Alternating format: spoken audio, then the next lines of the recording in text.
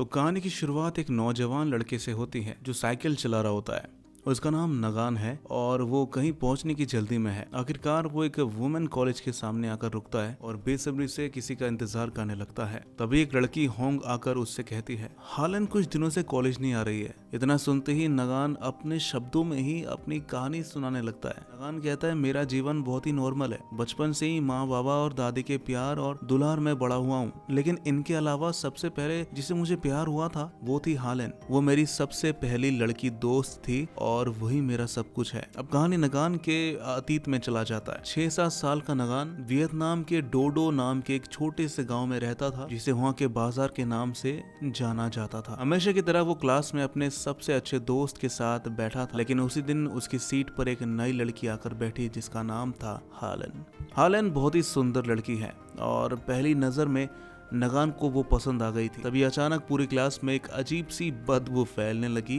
और सभी ने इधर उधर देखा कि बदबू आ कहां से रही है। तो पता चलता है कि नगान और हालन के बीच बैठा हुआ उसका दोस्त उसने कर दी पोटी। दरअसल उसका पेट खराब था। ये देखकर पूरी क्लास हंसने लगी और बच्चे स्कूल से भाग गए। इसी बीच जब से नगान ने हालन को देखा था, उसकी रातों की नींद उड़ गई थी। उसे हर जगह सिर्फ हालन ही दिखाई देती थी। अब अगले दिन कल की घटना से डरी हुई हालन नगान से कहती है, तुम मेरे साथ ही बैठना है ताकि मुझे किसी और चीज की डर न लगे। बेचारा नगान उसे खुश करने के लिए उसी पोटी वाली जगह पर बैठ जाता है। इस तरह दिन बीतते गए और उनकी दोस्ती गहरी होती चली। एक दिन नगान ने हालन को स्कूल के मैदान में बैठकर रोते हुए देखा। उसने पूछा, क्या हुआ, तुम रो क्यों रही हो? हालन कहती है, क्लास का एक लड़का हाउ ने मेरा रबर बैंड चुरा लिया और मेरे पैर पर लात भी मारी। ये सुनते ही नगान गुस्से में लाल हो गया और हाउ से लड़ने चला गया, लेकिन हाउ उससे बहुत ज्यादा ताकतवर था। उसने नगान को इतनी बुरी तरह पीटा कि उसकी हालत खराब हो गई। घर पहुंचने पर जब नगान के पिता को उसके झगड़े की खबर मिली तो उन्होंने उसे बहुत मारा।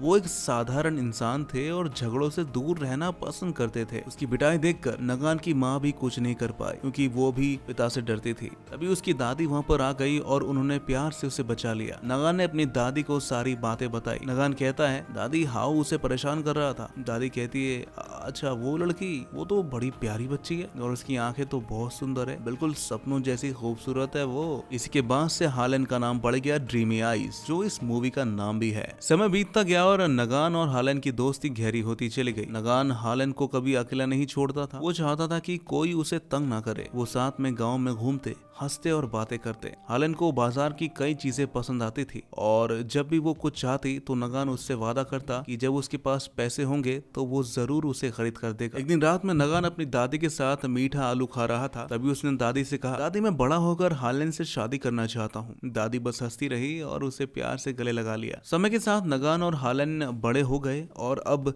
जिला हाई स्कूल में पढ़ने जाने लगे। हर हफ्ते स्कूल की छुट्टी होने पर वो अपने गाँव लौटते थे। एक दिन हालन ने कहा, आओ जंगल के रास्ते से चलते हैं आज। जंगलों के बीच जब नगान ने हालन को देखा तो वो सोचने लगा, हम कितने बड़े हो गए हैं। अब तुम वो छोटी सी बच्ची नहीं रही, तुम जवान हो गई और पहले से बहुत खूबसूरत भी। तुम्हारे काले लंबे बाल, मासूम सा चेहरा और वो सपनों वाली आंखें मुझे हर पल तुम्हारी तरफ खींचती है। लेकिन नगान ने कभी उसे बुरी नीयत से नहीं देखा था। उसे सिर्फ हालन का साथ पसंद था। एक दिन नगान घर पर गिटार बजा रहा था, तभी हालन वहाँ पर आ गई। हालन कहती है, मेरी माँ ने मुझे तुम्हारे साथ पढ़ाई करने के लिए भेजा है। थोड़ी देर बाद हालन ने मुस्कुराते हुए कहा, मुझे गाना बजा कर सुनाओ ना प्लीज। नगान थोड़ा शर्माया, लेकिन फिर उसने हालन के लिए एक प्यारा सा गाना बजाया। फिर अगले हफ्ते हालन ने कहा, हम शहर जा रहे हैं और मैं अब कॉलेज की पढ़ाई वही करने वाली हूँ। नगान जो गरीब था बोलता है, ठीक है तुम जाओ, चिंता मत करो, मैं अगले साल भर्ती हो जाऊंगा, लेकिन तुम्हारे बिना मुझे बहुत अकेला महसूस होने वाला है। जाने से पहले हालन ने नगान को एक सुंदर सी पेंटिंग तोहफे में दी। कुछ महीने बीत गए, हालन दोबारा गाँव लौटी, लेकिन अब वो पहली जैसी साधारण लड़की नहीं थी। उसमें बहुत बदलाव आ चुके थे। वो गाँव की चीजों को अब पसंद नहीं करती थी और यहाँ तक कि नगान के गाने भी उसे अच्छे नहीं लगते थे। हालन कहती है, अब ये सब मुझे पसंद नहीं, शहर में इससे बेहतर चीजें मिलती हैं। नगान के दिल में ये सब सुनकर एक अजीब सी दुविधा उत्पन्न होने लगी। कुछ समय बाद नगान भी अपनी पढ़ाई के लिए शहर चला गया और वो अपने रिश्तेदार के घर में रहने लगा। वहाँ उसकी मुलाकात योंग से हुई, जो कि उसका चचेरा भाई था और काफी हैंडसम और स्मार्ट भी। जैसे ही नगान अपने कमरे में पहुंचा तो उसने सबसे पहले हालन की दी हुई पेंटिंग दीवार पर टंगा दी। वो अब भी उसके दिल में बसी थी। साथ ही वो उसकी पसंद की कुछ चीजें भी अपने साथ लाया। उसी रात नगान ने हालन के घर जाने का फैसला किया। वो बहुत बेसब्र था और उससे मिलने के लिए आया था। वो उसके लिए बालों में लगाने वाला क्लिप लेकर आया था, लेकिन जब उसने हालन को देखा तो वो दंग रह गया। वो पूरी तरह शहर के रंग में रंग चुकी थी। उसके महंगे कपड़े, स्टाइलिश गहने और मेकअप देखकर नगान को अपना तोहफा बहुत छोटा लगने लगा। उसने क्लिप वापस अपने जेब में रख ली और चुपचाप वहाँ से चला गया। अगले दिन नगान अपनी साइकिल लेकर हालन को कॉलेज से लेने आया। हालन उसे देखकर बहुत खुश हुई। दोनों साइकिल पर हंसते खेलते मस्ती करते घर की ओर जाने लगे। ऐसे ही दिन बीतने लगे, लेकिन फिर अचानक हालन की नजर योंग पर पड़ी। वो स्मार्ट और अमीर था, बिल्कुल शहर के लड़कों की तरह। पहली मुलाकात में योंग ने अपनी बातों और लुक से हालन को इम्प्रेस करने की कोशिश की और वो उसकी ओर आकर्षित होने लगी। ये देखकर नगान को बहुत दर्द हुआ, लेकिन उसने कुछ कहा नहीं। फिर अगले दिन हमेशा की तरह वो हालन को लेने कॉलेज पहुंचा, लेकिन तभी वहाँ पर योंग अपनी मोटर बाइक लेकर आ गया। हालन पहले तो नगान की साइकिल पर चढ़ गई, लेकिन फिर भी पूरे रास्ते योंग से बातें करती रही। फिर एक दिन नगान जब कॉलेज पहुंचा तो उसने देखा कि हालन पहले ही योंग की मोटर बाइक पर बैठ चुके थे। जब नगान ने उसे रोका तो हालन ने उसे ठंडे लहजे में कहा, तुम वापस चले जाओ नगान। इस बार नगान ने अपने प्यार को खुद से दूर जाते देखा था, लेकिन वो हार मानने वालों में से कहाँ था। उसने साइकिल तेज चलाई और हालन का पीछा करने लगा, लेकिन मोटर बाइक और साइकिल का मुकाबला कैसे ही होता और वो बहुत ही पीछे रह गया। इधर हालन और योंग के मिलने जुलने का सिलसिला बढ़ने लगा। हालन अब नगान को पूरी तरह भूल चुकी थी। वो अब योंग के साथ मूवी देखने और क्लब्स में जाने लगी थी। नगान बस दूर से ये सब देखता और अंदर ही अंदर घुटता रहा। एक दिन जब नगान ने योंग से सीधे बात की तो योंग ने उसकी भावनाओं का मजाक उड़ाया। नगान कहता है, हालन को तुम धोखा मत देना, वो तुमसे सच्चा प्यार करती है। योंग कहता है, ओए सुन मेरी बात, जिससे चाहूं मैं उसके साथ घूम सकता हूँ, और तू है कौन मुझे कहने वाला। गुस्से में आकर नगान ने उसे मुक्का मार दिया। इस पर योंग और भी ज्यादा भड़क गया और दोनों के बीच लड़ाई हो गई। नगान बुरी तरह पिट गया, लेकिन फिर भी वो अपनी जगह से हिला नहीं। अगले दिन जब हालन नगान को घायल देखती है तो वो उसके पास आई। बचपन की तरह उसकी चोटों पर मरहम लगाने लगी, और देखो मारा भी किसने, उसके लवर ने। वाओ। नगान को लगा कि शायद सब कुछ पहले जैसा हो सकता है, लेकिन उसी वक्त योंग वहाँ पर आ गया। उसने हालन को बुलाया और हालन बिना एक पल सोचे उसके साथ चली गई। नगान वहीं खड़ा देखता रह गया। समय बीतता गया। फिर एक दिन अचानक हालन कॉलेज आना बंद कर देती है। जब नगान को पता चलता है तो वो होंग से पूछता है। होंग कहती है, सुना है कि हालन प्रेग्नेंट है, उसके पेट में योंग का बच्चा है, इसीलिए वो कॉलेज नहीं आ रही। ये सुनकर नगान पर मानो बिजली गिर पड़ी। उसे अपने आंखों के सामने हालन का वही मासूम चेहरा याद आ गया जिससे वो बचपन से प्यार करता था। अब नगान ने हालन की आंटी का पीछा किया और आखिरकार उसका ठिकाना ढूंढ निकाला। हालन को उसके परिवार ने शहर के एक अलग घर में छुपा रखा था ताकि समाज को इस बारे में कुछ पता न चले। नगान उसके घर पहुंचा और दरवाजा खटखटाया। अंदर से आवाज आई, मैं किसी से मिलना नहीं चाहती। नगान कहता है, मुझे सब पता चल चुका है, दरवाजा खोलो हालन। अंदर से धीमे धीमे कदमों की आवाज आई और दरवाजा खुला। हालन सामने खड़ी थी, लेकिन वो पहले जैसी नहीं दिख रही थी। उसका चेहरा उतरा हुआ था और उसकी आंखों में दर्द साफ झलक रहा था। हालन कहती है, योंग ने मुझसे कहा था कि वो ग्रेजुएशन के बाद मुझसे शादी कर लेगा और मुझे यकीन था, लेकिन वो अब कहीं गायब हो गया है। इसके बाद भी नगान हर रोज हालन की देखभाल करता रहा। उसने बिना किसी स्वार्थ के उसकी सेवा की, उसके खाने पीने का ध्यान रखा। हालन इस मदद को देख भावुक हो जाती है, लेकिन वो कुछ कह नहीं पाती। समय बीतता गया और हालन ने एक प्यारी सी बच्ची को जन्म दिया जिसका नाम रखा गया ट्रालोंग। लेकिन इसी बीच खबर आई कि योंग किसी दूसरी लड़की से शादी कर रहा है। जब नगान ने ये सब सुना तो वो गुस्से में हालन के पास गया और बोला, मैं योंग को छोड़ने नहीं वाला। हालन रोते हुए कहती है, नहीं नगान, प्लीज उसे कुछ मत करना, ये मेरी गलती थी, मैं ही मूर्ख थी जो उस पर भरोसा कर बैठी। नगान चुप हो गया। उसके पास अब कहने को कुछ बचा नहीं था। अब उसकी जिंदगी का सिर्फ एक ही मकसद था, हालन और उसकी बेटी ट्रालोंग की देखभाल करना। वो हर समय उनके साथ रहता, ट्रालोंग को गोद में उठाता और उसे कहानियां सुनाता। उसने उसे अपनी बेटी की तरह अपनाया। समय बीतने लगा, लेकिन नगान ने कभी हालन को छोड़कर जाने के बारे में सोचा ही नहीं। वो उसके हर दुख सुख में उसका साया बनकर खड़ा रहा। अब समय बीतता गया और नगान ने भी अपनी ग्रेजुएशन पूरी कर ली, लेकिन उसकी पहली प्राथमिकता अभी भी हालन और उसकी बेटी ट्रालोंग ही थी। जैसे उसका कॉलेज खत्म हुआ, वो सबसे पहले हालन के पास पहुंचा। गाँव से होंग मिली जो हालन के साथ पढ़ती थी और नगान को बहुत पसंद करती थी। होंग मुस्कुराते हुए कहती है, अब तो तुमने ग्रेजुएशन पूरी कर ली है, आगे क्या करने का सोचा है? नगान कहता है, मैं वापस डोडो गाँव चला जाऊंगा और वहाँ की स्कूल टीचर के तौर पर पढ़ाना चाहता हूँ। हालन पास ही खड़ी थी लेकिन उसने कुछ कहा नहीं। उसे ये सुनकर कोई फर्क नहीं पड़ा या शायद उसने अपनी भावनाओं को छुपा लिया है, ये तो वही जाने। गाँव लौटकर नगान ने ट्रालोंग को भी अपने साथ रखा। वो उसे स्कूल छोड़ने और वापस लाने का जिम्मा उठाता है, उसके साथ खेलता है और उसे वही जंगल दिखाने ले जाता है जहाँ कभी वो और हालन जाया करते थे। जब ट्रालोंग भी बड़ी हो रही थी लेकिन उसके मन में हमेशा एक सवाल रहता, मेरे पिता कौन है। जब भी वो अपने माँ से पूछती, हालन कोई जवाब नहीं देती। एक दिन हालन अपनी सिलाई के काम में बिजी थी। उसका काम अब बढ़ चुका था और कई महिलाएं उसके साथ काम करने लगी थी। इसी व्यवस्था के कारण वो अक्सर अपनी बेटी से दूर रहने लगी। छुट्टियों में ट्रालोंग जब माँ से मिलने शहर जाती तो उसे एहसास होता कि उसकी माँ उससे बिल्कुल अलग हो चुकी है। एक दिन ट्रालोंग ने अपनी माँ से जिद पकड़ ली। ट्रालोंग कहती है, माँ मैं जंगल जाना चाहती हूँ। अंकल नगान ने कहा कि आपको वहाँ जाना बहुत पसंद था, लेकिन हालन के चेहरे पर एक अजीब सा भाव था। हालन सख्त लहजे में कहती है, मुझे वो जंगल पसंद नहीं है। इतने में नगान वहाँ पर आ गया। ट्रालोंग ने मासूमियत से कहा, अंकल चलिए ना, माँ को मनाइए थोड़ा, हम तीनों चलते हैं ना जंगल। हालन के चेहरे पर बेचैनी थी लेकिन नगान ने बिना कुछ कहे ट्रालोंग को जंगल की ओर ले जाना शुरू किया। जब वो चले गए तब हालन की माँ ने उससे कहा, तुम ट्रालोंग को नगान से दूर रखा करो, नगान को अब अपना घर भी तो बसाना है। हालन कहती है, मैंने बहुत बार कहा है। हालन की माँ कहती है, क्योंकि वो तुझसे प्यार करता है हालन, तुझे ये दिखता क्यों नहीं? इतने सालों से वो तेरा इंतजार ही तो कर रहा है। हालन बस चुप रही। उसने सिर्फ इतना कहा, हम अच्छे दोस्त हैं और बाकी कुछ नहीं। अब समय बीतता गया। ट्रालोंग अब और बड़ी हो चुकी थी और उधर हालन भी अपने जीवन में एक और मोड़ पर थी। वो अब एक अमीर आदमी के साथ देखे जाने लगी थी। एक दिन नगान और ट्रालोंग हालन से मिलने शहर आए, लेकिन जब उन्होंने उसे देखा तो वो किसी और आदमी के साथ थी जो उसे उसके नए व्यापार में मदद कर रहा था। हालन ने जब नगान और ट्रालोंग को देखा तो वो झिझक गई। वो नहीं चाहती थी कि उसके नए जानने वाले को पता चले कि ट्रालोंग उसकी बेटी है, इसलिए उसने झूठ बोल दिया। हालन मुस्कुराते हुए कहती है, ये मेरे गांव के कुछ लोग हैं। ये सुनते ही नगान का चेहरा उतर गया। ट्रालोंग भी हैरान थी। उसने अपनी माँ का हाथ पकड़ते हुए कहा, माँ,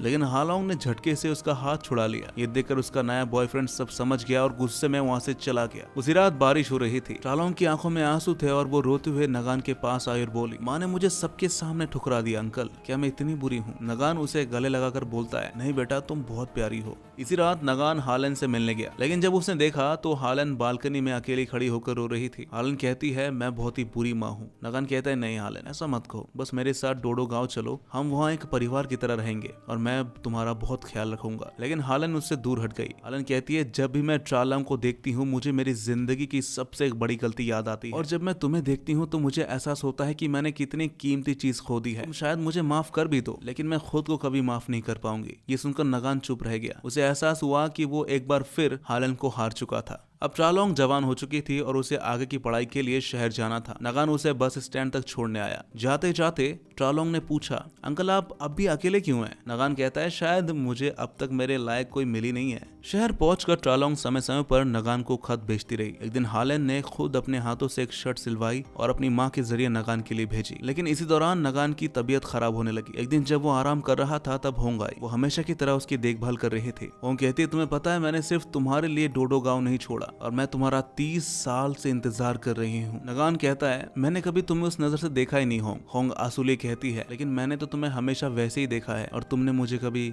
उस नजर से देखा ही नहीं। वो इतना कहकर वहाँ से चली गई। समय बीतता गया। ट्रालोंग अब वापस गाँव लौट आई थी। अब वो पहले से ज्यादा मैच्योर और शांत लग रही थी। उसने अपनी माँ से पूछा, माँ नगान अंकल अब भी अकेले क्यों हैं? हालन कहती है, वो बहुत ही अच्छे इंसान है। ये सुनकर ट्रालोंग कुछ सोचने लगी। धीरे धीरे वो नगान के करीब आने लगी। वो उसकी हर जरूरत का ध्यान रखने लगी। लेकिन नगान को ये बदलाव समझ में नहीं आया।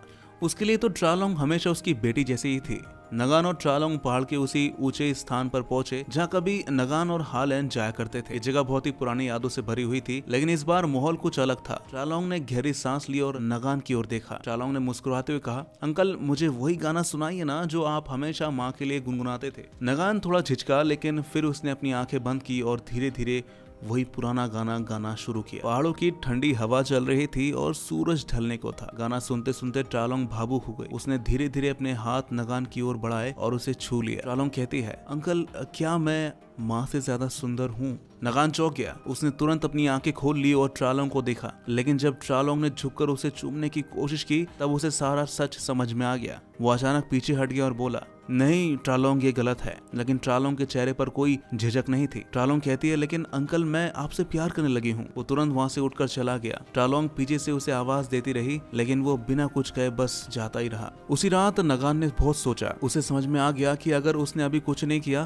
तो बहुत ही देर हो जाएगी। अगली सुबह उसने ट्रालोंग के लिए एक खत लिखा और उसे अपने कमरे में छोड़ दिया। खत में लिखा था, प्यारी ट्रालोंग, मैं कल ये गाँव छोड़कर जा रहा हूँ, लेकिन तुम यही रहना अपने घर में। तुम मेरे लिए हमेशा मेरी बेटी जैसी रहोगी। मेरा प्यार तुम्हारे लिए हमेशा पवित्र था और रहेगा, लेकिन तुम्हारे मन में जो भावना आई है वो सही नहीं है बेटा। जब हम किसी को अपने दिल में एक बार जगह दे देते हैं तो किसी और के लिए कोई जगह बचती ही नहीं, और मैंने ये जगह सिर्फ तुम्हारी माँ के लिए रखी है। मुझे किसी ने मजबूर नहीं किया, ये मेरी खुद की इच्छा है। दुखी मत होना, मैं तुम्हारे लिए हमेशा प्रार्थना करूंगा। जब ट्रालोंग ने ये खत पढ़ा तो वो फूट फूट कर रोने लगी। वो तुरंत अपनी माँ के पास गई और बोली, उन्होंने सिर्फ आपसे प्यार किया माँ। हालन चुपचाप उसकी बातें सुनती रही। ट्रालोंग कहती है, दादी हमेशा कहती थी कि जिंदगी में दो चीजें हमेशा कभी नहीं छोड़नी चाहिए, घर लौटने की आखिरी गाड़ी और दूसरा वो इंसान जो हमें सबसे ज्यादा प्यार करता हो। हालन को एहसास हुआ कि शायद अपनी जिंदगी में यही दो सबसे बड़ी गलती उसने की है, जिसकी सजा आज तक वो भुगत रही है। इधर नगान ट्रेन स्टेशन पर खड़ा था। उसकी ट्रेन कुछ ही मिनटों में चलने वाली थी। उसकी आंखों में आंसू थे, लेकिन उसने खुद को संभाला। ट्रेन की सीटी बजी और नगान धीरे धीरे ट्रेन पर चढ़ गया। लेकिन तभी हालन दौड़ती हुई स्टेशन की ओर आ रही थी।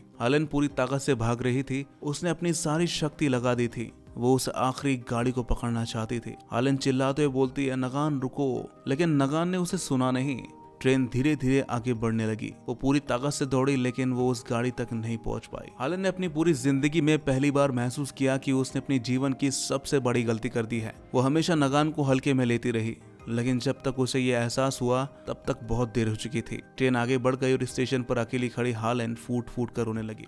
ट्रेन में बैठे नगान की आंखों से आंसू बह रहे थे। वो सिर्फ हालन की यादों के साथ जा रहा था। उधर स्टेशन पर खड़ी हालन ट्रेन के धुएं में कहीं खो गई थी। वो बस खाली आंखों से ट्रेन को जाते देखती रही, लेकिन अब कुछ नहीं कर सकती थी। उसने अपनी जिंदगी में दो सबसे जरूरी चीजें खो दी थी, एक घर लौटने की आखिरी गाड़ी और दूसरा वो इंसान जिसने उसे सबसे ज्यादा प्यार किया था। अब सिर्फ एक टूटा हुआ दिल बचा था उसके पास, जो जिंदगी भर पछतावे में जीने के लिए मजबूर था। और इसी के साथ ये मूवी यहीं पर खत्म हो जाती है। तो दोस्तों, कैसे लगी आपको ये कहानी हमें कमेंट में जरूर बताएगा, और इस तरह के मूवीज एक्सप्लेनेशन देखने के लिए हमारे इस चैनल को भी सब्सक्राइब जरूर कर लीजिएगा। मिलते हैं आपसे नेक्स्ट वीडियो में, तब तक के लिए आप अपना ख्याल रखें।